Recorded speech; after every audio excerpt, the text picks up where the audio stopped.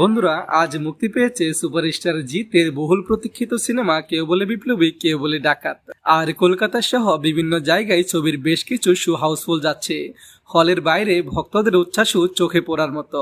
এরই মধ্যে জিতের আনন্দটা আরো বাড়িয়ে দিতে শুভেচ্ছা জানালেন টলিউডের দুই জনপ্রিয় তারকা দেব এবং হিরণ চট্টোপাধ্যায়। দেব তার সোশ্যাল মিডিয়া পোস্টে লিখেছেন, কেউ বলে বিপ্লবী কেউ বলে ডাকাত আজ মুক্তি পাচ্ছে আপনাদের কাছের সিনেমা হলে। অনেক শুভকামনা রইল, খুব ভালো হোক। অন্যদিকে হিরণ চট্টোপাধ্যায় জিতের উদ্দেশ্যে লিখেছেন, আমার বন্ধু জনপ্রিয় অভিনেতা জিতের নতুন সিনেমার জন্য রইল আন্তরিক শুভেচ্ছা ও অনেক অনেক ভালোবাসা।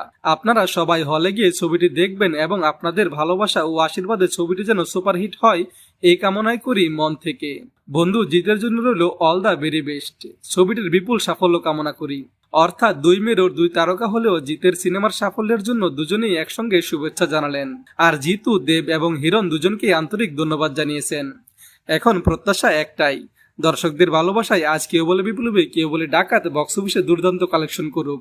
ভিডিওটা ভালো লাগলে একটা লাইক দিবেন। পাশে থাকার জন্য ধন্যবাদ।